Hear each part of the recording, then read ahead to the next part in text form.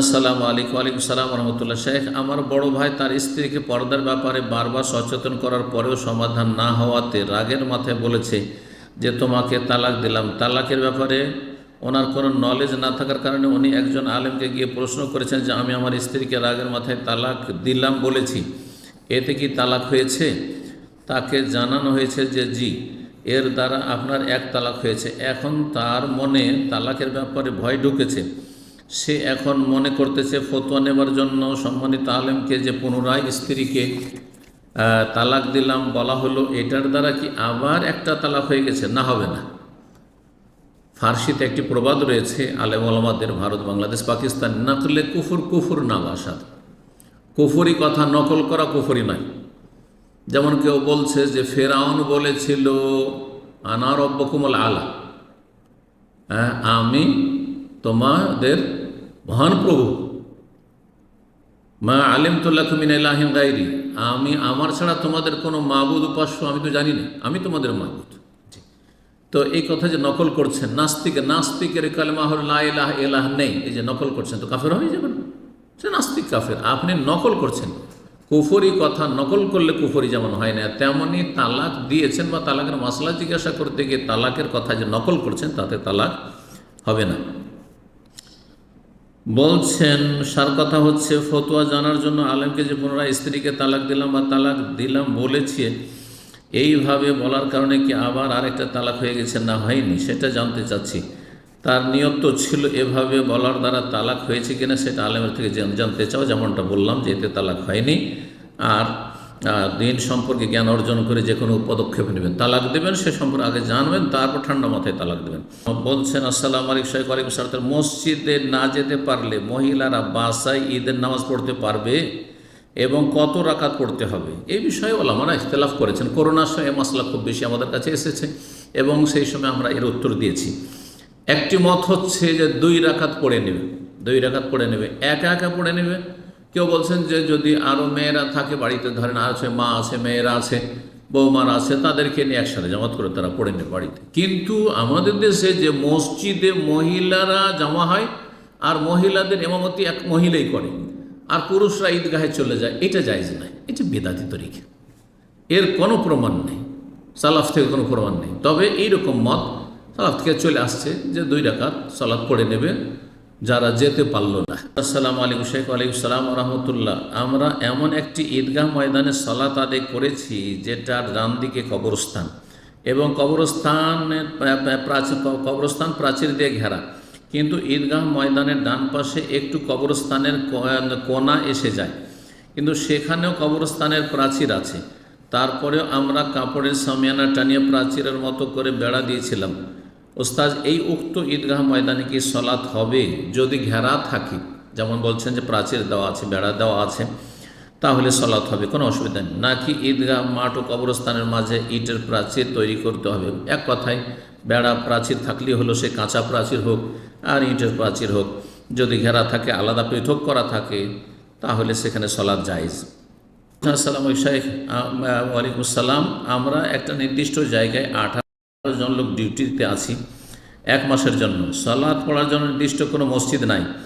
এখানে 5 ওয়াক্ত সালাত পড়ার জন্য একটি জায়গা আছে, এখান থেকে বাইরে যাওয়া নিষেধ। এখানে শুক্রবার আমরা 15 জন মিলে জুমার সালাত আদায় করতে পারবো কি? এই বিষয়ে দুটো মত রয়েছে। একদল বলছেন জুমা মসজিদের জন্য স্থায়ী আবাদি হইতে হবে, মানে শহর অথবা গ্রাম থাকতে হবে, এটাই অধিকাংশ আলমাদের মত। কিন্তু বেশ কিছু আলমারা বলেছেন, যেমন আল্লামা শেখ নাসিরুদ্দিন আলবানীর মত এবং আহলে হাদিস আলমারাও বলছেন, ভারত, বাংলাদেশ, পাকিস্তান অনেকেই, যে এইরকম জায়গায় যেখানে আপনারা আছেন 1 মাস ধরে কাজ করবেন আর জুমার দিন আসছে, কোনো মসজিদ নাই, তাহলে জুমা কায়েম করলে জুমা হয়ে যাবে। ইখতিলাফ রয়েছে, যদি আদায় করে নেন তো জায়েজ, আর যদি জুমা আদায় না করেন, জুমা আদায় করা আপনাদের জন্য ফরজ না, জোহর আদায় করলে যথেষ্ট হবে। আল্লাহ তাআলা আলম। আসসালামু আলাইকুম শেখ। ওয়ালাইকুম আসসালাম রাহমাতুল্লাহ। আপনার কাছে আমার একটা প্রশ্ন, কোনো ব্যক্তি একান্তভাবে লা হাওলা ওয়ালা কুওয়াতা ইল্লা বিল্লাহ এই আমলটি 500 বার 1 থেকে 1000 বার করে প্রতিদিন আমল করে, এখন কি আমলটি কোনোভাবে বেদাত হবে? না, নির্ধারিত করবে না, সংখ্যা নির্ধারিত করবে না যে প্রতিদিন আমি 500 বার করে পড়ব, প্রতিদিন আমি 1000 করে পড়ব না। হ্যাঁ, যখন যতটা সুবিধা হয়। তবে এইভাবে রাখলে অনেক সময় হয় কি, যে অনেক সময় গাফিলতিতে একবারও পড়া হইল না, এমনটা যেন না হয়। কোনো দিন 500 পড়লেন, কোনো দিন 100 পড়লেন, কোনো দিন আপনি 600 700 পড়লেন, কোনো দিন 1000 পড়লেন, অসুবিধা নেই। কিন্তু যদি আপনি একবারে ধরা বাঁধা সংখ্যা, প্রতিদিন আমি 500 বার করে পড়ব, প্রতিদিন আমি 1000 বার করে পড়ব, তাহলে এটা ধীরে ধীরে কি হবে, বেদাতের আকার ধারণ করবে। আর যারা আশেপাশে জানবে বা শুনবে তারা মনে করে এটাও মনে হয় সুন্নত। যারা বেশি জানে ইসলাম সম্পর্কে ওদেরকে ফলো করে যারা কম জানা লোক। যখন আপনাকে দেখে যে আপনি বেশি আমলকারী আর আপনি এই আমলটি করছেন যেটা সুন্নাত নয়, হয়তো কোনো রকম জায়েজ হইতো, কিন্তু ওইটা দেখা দেখি তারা এই বেদাত শুরু করে দেয়, সমাজে এই বেদাতই চালু হয়ে গেল, বেদাত চালু হয়ে গেল, এই আশঙ্কা রয়েছে। সুতরাং এই সংখ্যা প্রতিদিনের জন্য নির্ধারণ করবেন না। যে মহিলারা কি বিনা মাহরামে হজে আসতে পারবে? না, জায়েজ নয়। রাসূলুল্লাহ সাল্লাল্লাহু আলাইহি সাল্লাম হজের সফর হোক অথবা অন্য কোনো সফর হোক, স্পষ্ট হাদিস রয়েছে, সহিহ বুখারী মুসলিম প্রত্যেকটি হাদিসের কিতাব প্রায় হাদিস রয়েছে যে ওয়ালা তুসাফিরুল মারআতু ইল্লা মাজি মাহরাম, ওয়ালা তুসাফিরুল মারআতু বিদুন মাহরাম, বিনা মাহরামে স্বামী অথবা এমন সাবালক পুরুষ যার সাথে স্থায়ীভাবে বিয়ে হারাম, সে হচ্ছে মাহরাম। যার সাথে অস্থায়ী বিয়ে হারাম সে মাহরাম নয়। যদি বিনা মাহরামে চলে আসে তাহলে কি হবে? তাহলে গুনাহগার অবশ্যই হবে, আর তাকে তওবা করতে হবে। তওবা করা ফরজ।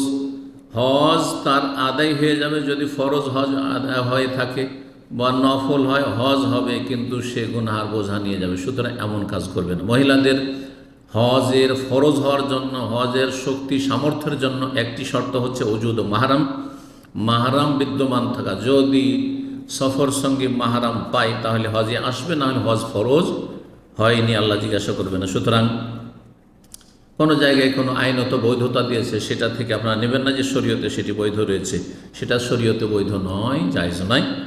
আসবেন না এইভাবে বিনা মাহরামে হজে। আল্লাহ হিদায়াত দান করুন। নেকির কাজ করতে এসে গুনাহ নিয়ে যাবেন না। আসসালামু আলাইকুম। শেখ ওয়ালাইকুম সালাম রাহমাতুল্লাহ। পালক সন্তানকে যদি কোনো মা তার দুধ পান করান তাহলে কি সে তার সম্পদের ওয়ারিস হবে? জাযাকুমুল্লাহ খাইরান। দুধ পান করালে মাহরাম সাবিত হয়, মাহরাম প্রমাণিত, অর্থাৎ তার সাথে এবং তার যে নিকট আত্মীয় যারা, যেমন দুধ বোন, যে দুধ পান করেছে তার মেয়ে দুধ বোন হইল, এইভাবে বিয়ে শাদী হারাম হয়ে যাবে। আর মাহরামের সাথে যেমন সফর করা যায়, মাহরামের বিধান, সেই বিধানগুলি প্রযোজ্য হবে, কিন্তু ধন সম্পদের একটা পয়সার ওয়ারিস হবে না। দুধ পান ধন সম্পদের উত্তরাধিকারী হওয়ার মাধ্যম নয়। ধন সম্পদের ভাগ পাওয়ার জন্য হয় বংশীয় সম্পর্ক থাকতে হবে, আর না হলে বৈবাহিক সম্পর্ক থাকতে হবে। বংশীয় সম্পর্ক না হয় বাপের, বাপের বংশের, মায়ের, না হয় বিয়ে শাদী, স্ত্রী স্বামীর, স্বামী স্ত্রীর ভাগ পাচ্ছে। আর আরেকটি আছে যেটা হচ্ছে ওয়ালা। ওয়ালা মানে হচ্ছে ওয়ালাউল আতাকা, যদি গোলাম আজাদ করে। সে মশলা আজকাল প্রয়োজন নেই, কারণ গোলামের যুগ নেই। সুতরাং আবার বলছি, দুধ পান করালে ধন সম্পদের কেউ ওয়ারিস হবে না, একটা পয়সা পাবে না। ধর একটা ছেলেকে দুধ পান করিয়েছেন আর একটা মেয়ে আছেন, আপনার মেয়ে অর্ধেক পাবে, কিন্তু আপনার এই ছেলেটা যাকে দুধ পান করিয়েছেন আর দুধ সন্তান বলছেন, সে একটা পয়সা পাবে না। তবে তাকে ওসিয়ত করতে পারবেন, ওয়ারিস হবে না, মিরাজ পাবে না, কিন্তু ওসিয়ত করতে পারবে। ওসিয়ত খুব বেশি 1/3, 3 ভাগের 1। তাহলে একটা মেয়ে ধরেন আছে অর্ধেক, 2 মেয়ে আছে 2/3, কিন্তু একটা ছেলেকে দুধ পান করিয়েছেন, আর দুধ পান করার বয়সে 2 বছরের ভিতরে হইতে হবে, যখন মূল খাদ্য হচ্ছে তার দুধ, তো সে কোনো কিছুর ওয়ারিস হবে না। তবে তাকে ওসিয়ত করতে পারবেন, যেমন অন্যদেরকে ওসিয়ত করতে পারবেন। আসসালামু আলাইকুম। ওয়ালাইকুম আসসালাম রাহমাতুল্লাহ। বাংলাদেশে বৃষ্টির জন্য দোয়াতে সবাই এরকম হাত উল্টা পিঠ করে ধরে দোয়া করছে, এর কি কোনো সঠিক নিয়ম আছে? জাযাকাল্লাহ খায়ের। জি, গুরুত্বপূর্ণ একটি মাসলা। এই মাসলা সম্পর্কে একটু বিস্তারিত আলোচনা করি। এই মাসলা সম্পর্কে ওলামাদের দুটি মত রয়েছে, ওলামাদের দুটি মত রয়েছে। দোয়া সম্পর্কে তাহলে কয়েকটি কথা বলি। একটি কথা হচ্ছে যে সহিহ হাদিস দ্বারা প্রমাণিত যে দোয়ার ক্ষেত্রে কিবলামুখী হয়ে দোয়া করা মুস্তাহাব, এবং 2 হাত উঠিয়ে দোয়া করা হচ্ছে মুস্তাহাব। দুই হাত উত্তোলন করে দোয়া করা, কিবলামুখী দোয়া করা। হাত উঠাবেন কিভাবে? হাত উঠাবেন এই সিনা পর্যন্ত সাধারণ দোয়ায়, এবং দুটোকে খোলা রাখবেন। অনেকেই দোয়া করে এইভাবে বা এইভাবে না, দুটোকে মিলিয়ে, এইভাবে নয়, দুটোকে মিলিয়ে ওয়াবসুতহুমা মাজমুমাতাইন, দুটোকে মিলিয়ে রাখবেন এবং খুলে রাখবেন। অবতুনহুমা ইলাস সামা, আর হাতের ভিতর ভাগ, এই যে হাতের তলা, এটা আকাশের দিকে থাকবে। এই মর্মে সুনান আবু দাউদের 1486 নম্বর হাদিস মালিক বিন ইয়াসার বর্ণনা করছেন, আন্না রাসূলুল্লাহ সাল্লাল্লাহু আলাইহি ওয়াসাল্লাম রাসূল বলেছে, ইজা সাআলতুমুল্লাহ ফাসআলুহু বিবুতুনি আকুফিকুম, তোমরা যখন আল্লাহর কাছে চাইবে তখন তোমরা তোমাদের হাতের তলা সামনে নিয়ে চাইবে, হাতের তলার মাধ্যমে চাইবে, হাতের তলা ওপরে রাখবে। ওয়ালা তাসআলুহু বিযুহুরিহা, হাতের ওপর ভাগ দিয়ে চাইবে না, এইভাবে চাইবে না। ইমাম আলবানী রাহিমাহুল্লাহ হাদিসটিকে সহিহ বলেছেন। এই হাদিস সাধারণ দোয়া সম্পর্কে, আর এর মধ্যে একদল বলছেন যে ইস্তেসকার দোয়া শামিল। ইবনে উসাইমিন রাহমাতুল্লাহ আলাইহি এই হাত উঠানো সম্পর্কে বলছেন যে হাতুর ইয়ারফাউ ইয়াদাইহি ইলা সাদরিহি, সিনা পর্যন্ত বুকের সামনে উঠাবে। ওয়ালা ইয়ারফাউ কাসিন, অনেক বেশি উঠাবে না, একবারে মাথার উপর উঠে নিচ্ছে। কারণ লিআন্না হাযা দোয়া লাইসা দোয়া ইবতিহাল, সাধারণ দোয়া এটি একেবারে অসহায় হওয়ার দোয়া নয়, আপনার কাকুতি মিনতির দোয়া নয়, যাতে হাত বেশি পরিমাণ ওঠানো রয়েছে, যেমন ইস্তিসকার দোয়া রয়েছে। আর হাত যে ওঠা ওয়াবসুতু ইয়াদাইহি, হাতকে সম্প্রসারিত রাখবে। অবতুনহুমা ইলাস সামাই, আর হাতের ভিতর ভাগ আকাশের দিকে থাকবে, এইভাবে জি, বুকের সামনে, বা অনেকে বলেছে চেহারার সামনে। জি,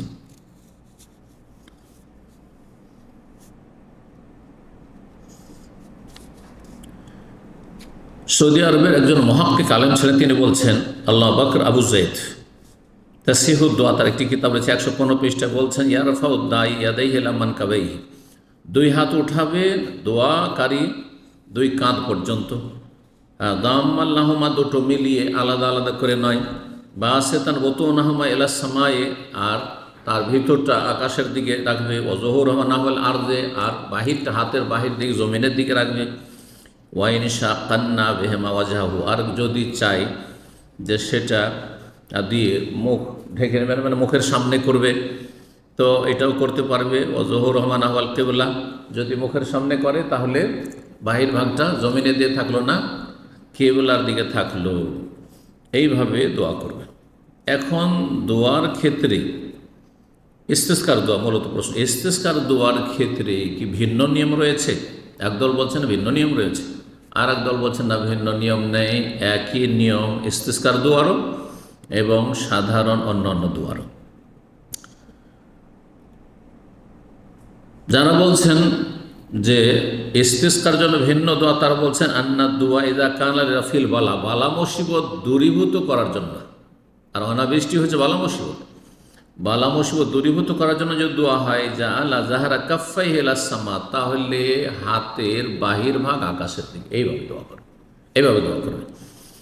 ওয়াইন কানা লিতালাবি শাইইন ওয়া তাহসিলি, আর যদি এমনি কোনো কিছু আল্লাহর কাছে পাওয়ার জন্য, চাওয়ার জন্য দোয়া করেন, যা আলা বাতনা কাফি ইলাস সামাই, তাহলে দুই হাতের ভিতর ভাগ আকাশের দিক করবেন। এই মতটি ইমাম নওয়াবী রাহিমাহুল্লাহ, শাফি মযহাবের তিনি মুহাদ্দিস এবং ফকিহ, এবং সহিহ মুসলিমের প্রসিদ্ধ যে ভাষ্য সারহা তার রয়েছে। এই সারহায়, এই ভাষ্যের 6ষ্ঠ খণ্ড 190 পৃষ্ঠায় তিনি বলছেন, কালা জামাত মিন আসহাবিনা ওয়া গায়রুহুম, আমাদের সাথী সঙ্গীদের একদল এবং অন্য অন্যরাও, অর্থাৎ শাফি মযহাবের বেশ কিছু ওলামা এবং অন্য অন্য মযহাবের বেশ কিছু ওলামারা, তারা বলেছেন as-সুন্নাতু ফি কুল্লি দুআইন লিরাফি বালাইন, যদি বালা মুসিবত দূর করার জন্য দোয়া হয় তাহলে সুন্নত হচ্ছে কাল কাহাতে, যেমন অনাবৃষ্টি, ওয়ানাহবিহি, আর এই ধরনের অন্য কোনো বালা মুসিবত কি করতে হবে, ইয়ারফা ইয়াদাইহি, দুই হাত উত্তোলন করবে, ওয়াজআলু জাহারা কাফাই ইলাস সামা, আর দুই হাতের বাহির ভাগ আকাশের দিকে উল্টো করে, আকাশের দিকে করে দোয়া করবে।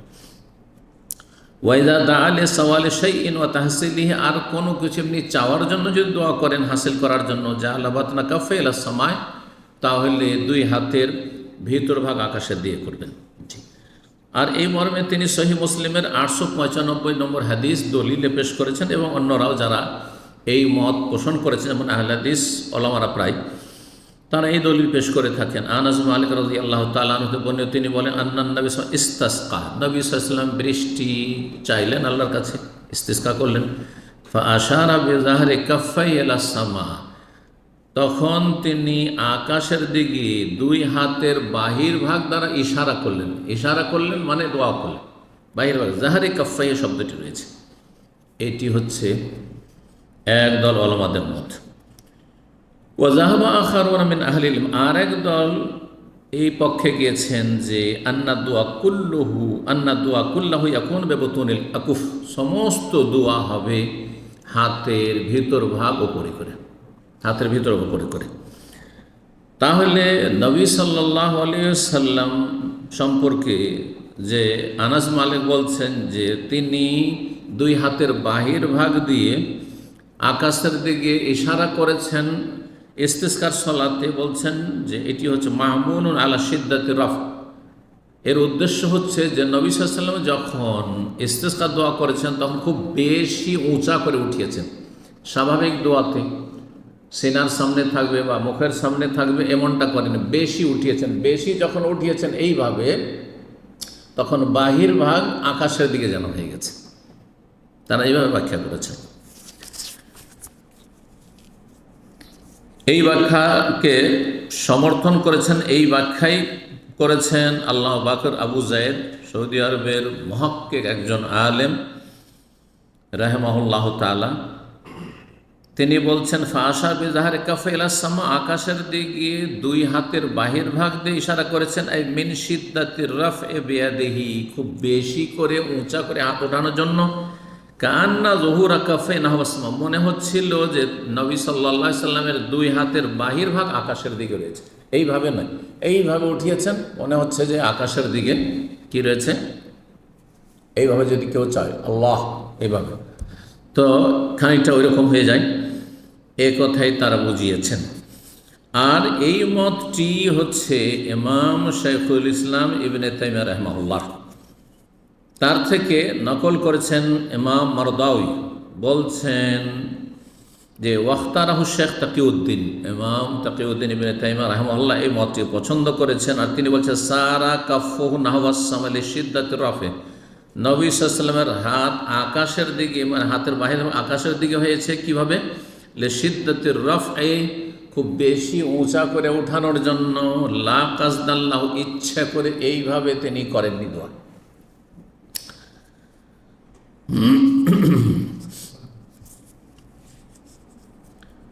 এখন আসি ইমাম শাইখ ইবনে উসাইমিন রাহিমাহুল্লাহ কি বলছেন। তিনিও এই মতটি সমর্থন করছেন, অর্থাৎ আরব, সৌদি আরবের সালাফি ওলামাগণ এবং হানাবিলা তারা বলছেন যে স্বাভাবিক দোয়ার মতোই হাত উঠাবে, উল্টো করে হাত উঠাবে না, তবে খুব বেশি করে উঠানোর জন্য মনে হচ্ছে আকাশের দিকে বাহির ভাগ রয়েছে। তাই বলছেন ইবনে উসাইমিন রাহিমাহুল্লাহ, আম্মা দোয়া বেজহুরিল আকুফে, দোয়া করা উল্টো হাত অর্থাৎ হাতের বাহির ভাগ ওপরে করে, ফাকাদ ইখতালাফা আহলুল ইলম ফি, এই বিষয়ে ওলামাদের দ্বিমত হয়েছে। বলছেন লিআন্নাহু ওয়ারাদা ফি সহিহ মুসলিম মা যাহিরুহু, সহিহ মুসলিমে এমন একটা হাদিস এসছে যার বাহ্যিক অর্থ হয় আন্নান নবী সাল্লাল্লাহু আলাইহি ওয়াসাল্লাম কানা ইয়াদু বিযুহুরি কাফাই ফিল ইস্তিসকা, ইস্তিসকায়ে নবী সাল্লাল্লাহু আলাইহি ওয়াসাল্লাম হাতের ওপর ভাগ দিয়ে দোয়া করেছেন এভাবে, এটা হচ্ছে বাহ্যিক অর্থ। ওয়ালাকিন্না যাহির মা যাহাবা ইলাইহি শাইখুল ইসলাম ইবনে তাইমিয়া, তবে যেটি স্পষ্ট তা হচ্ছে যেই মতটি শাইখুল ইসলাম ইবনে তাইমিয়া রাহিমাহুল্লাহ পছন্দ করেছেন, যে মতের দিয়ে গিয়েছেন যে মিন আন্না দোয়া কুল্লাহু বিবতুনিল আকুফ, সমস্ত দোয়াগুলি হবে হাতের ভিতর ভাগ দিয়ে। সেটা সাধারণ দোয়া হইলে মুখের সামনে, সিনার সামনে হবে। আর যদি ইস্তিসকার দোয়া হয়, বালা মুসিবত দূর করার দোয়া হয়, তো বেশি করে উঠাবে যেন আকাশের দিকে বাহির ভাগ হয়ে আছে। ওয়ালাকিন্না রাবি যাকারান্না যুহুরা কাফাই রাসূল সাল্লাল্লাহু আলাইহি ওয়াসাল্লাম ইলা সামাই লিআন্নাহু বালাগা ফির রাফি, বর্ণনাকারী বর্ণনা করেছেন যে রাসূলুল্লাহ সাল্লাল্লাহু আলাইহি ওয়াসাল্লামের হাতের বাহির ভাগ আকাশের দিকে ছিল। এই জন্যই বলেছেন যে নবী সাল্লাল্লাহু আলাইহি ওয়াসাল্লাম খুব বেশি উঁচা করে উঠিয়েছেন। ফাজান্না মাইয়ারা ওয়ান্নাহু জাআলা যুহরাহু ওয়াস-সামা, যারা দেখেছেন দর্শক তারা মনে করছেন নবী সাল্লাল্লাহু আলাইহি ওয়াসাল্লাম হাতের বাহির ভাগ আকাশের দিকে আছে। ওয়ালাইসা মানা আন্নাহু দাআ বিহা মাকলুবাতাইন, আর এর অর্থ এই নয় যে নবী উল্টো হাত দোয়া করেছেন, সোজা হাতে এইভাবে না, এইভাবে দোয়া করেছেন, এটি অর্থ নাই। আর শাইখুল ইসলাম বলছেন হাযা হুয়াল আকরাব, এটি বেশি বিশুদ্ধতার কাছাকাছি মত। ইজতিহাদি মাসলা, বিশুদ্ধতার কাছাকাছি মত, ফিকহি মাসলা। নূরুন আলা দারবে তিনি এই জবাব দিয়েছেন। তবে হাম্বলি ওলামাদের মধ্যে প্রখ্যাত মুহাদ্দিস এবং ফকি ইমাম ইবনে রাজব হাম্বলি রাহমাহুল্লাহ বাযিক হাদিসের আমল করেছেন, এবং ইমাম নওয়াবী যে মতটি পোষণ করেছেন সেই মতটি আহলে হাদিস ওলামাদের যে আমল সেটি তিনি পছন্দ করেছেন, এবং সালাফ থেকে কিছু এইরকম উক্তিও নকল করেছেন বা আমলও নকল করেছেন। ওয়াকাদ ইখতারা ইবনে রাজব আল হাম্বলি আল আমাল বিজাহিরিল হাদিস আল্লাযী রাওয়াহু মুসলিম, সহিহ মুসলিমের হাদিসের বাহ্যিক অর্থের উপর আমল করেছেন। আর তিনি বলছেন তারপর ওয়াহু আকাউলুন ওয়াজিহুন মুহতালা, এই কথাটিও খানিকটা যুক্তিসঙ্গত হতে পারে। সেটা লা ইনকার আলামান কালো, কেউ যদি এই মত পোষণ করে যে আমরা এইভাবে উল্টো হাত দোয়া করব, সেটার প্রতিবাদ করা যাবে না, বা কেউ আমল করে যেমন বাহ্যিক হাদিস সেটাই বলে। আর কিছু সালাফ থেকে এই ধরনের প্রমাণ রয়েছে। ফতুল বারি ইবনে রাজব রাহিমাহুল্লাহ 9ম খণ্ড 225 পৃষ্ঠা। জি, তারপরে শাইখুল ইসলাম রাহিমাহুল্লাহ তারপরে ওয়াইন কানাল আকরাম বলছেন যে যদিও এটি হচ্ছে বিশুদ্ধতার কাছাকাছি, যা শাইখুল ইসলাম তাইমিয়া রাহিমাহুল্লাহ পছন্দ করেছেন। আল্লাহু তাআলা আলাম। বলছেন আসসালামু আলাইকুম শাইখ। ওয়ালাইকুম আসসালাম ওয়া রাহমাতুল্লাহ। প্রত্যেক শিশু ফিতরাতের উপর জন্মগ্রহণ করে আমরা জানি, এখন কি সে শিশু সাবালক না হওয়া পর্যন্ত তাকে কাফের বলা যাবে না, কাফের বলা যাবে না, নাকি সেও কাফের হিসাবে বিবেচিত হবে? শিশুদের মাসআলা, আর বিশেষ করে অমুসলিম ঘরে যেসব ছেলেমেয়েরা জন্মগ্রহণ করেছে আর নাবালক অবস্থায় রয়েছে, তাদের শরঈ বিধান, এই ক্ষেত্রে দুটি দিক রয়েছে। একটা পারলৌকিক বিধান, একটা হচ্ছে পার্থিব বিধান। পরকালে তাদের পরিণাম কী হবে, তারা জান্নাতি না জাহান্নামী, না তাদের পরীক্ষা না হবে, তিনটি মত রয়েছে। কেউ বলছে তাদের পরিণাম হচ্ছে তারা জান্নাতি, যেহেতু তারা নিষ্পাপ আর ইসলামের উপর তাদের জন্ম হয়েছে। আর এক দল বলছেন না, তারা তাদের বাপ মায়ের অনুসারী, সুতরাং তারা জাহান্নামী। আর এক দল বলছেন আল্লাহ রাব্বুল তাদের পরীক্ষা করবেন, এই মর্মে দলিল রয়েছে, আর এই মতটি বেশি শক্তিশালী। বাকি থাকলো প্রশ্নে যে বলা হয়েছে পার্থিব বিধান, দুনিয়াতে অমুসলিমদের নাবালক ছেলেমেয়েরা তাদেরকে কি কাফের বলা যাবে না যাবে না? এই ক্ষেত্রে উলামায়ে কেরামগণ কোরআন সুন্নাহর আলোকে যা বলেছেন তা আপনাদের সামনে পেশ করছি। বিস্তারিত ফতোয়া আমার সামনে রয়েছে। তারা বলেছেন যে কাফেরদের ছেলেমেয়েরা যারা নাবালক অবস্থায় আছে, তারা তাদের পিতামাতার অনুসারী। এটা বিধানের দিক থেকে, হুকমের দিক থেকে, লা হাকিকাতান, কিন্তু বাস্তবে তা নয়। তাহলে হাকিকাত বাস্তবে একটা, আর একটি হচ্ছে হুকুম, তার বিধান আর একটি।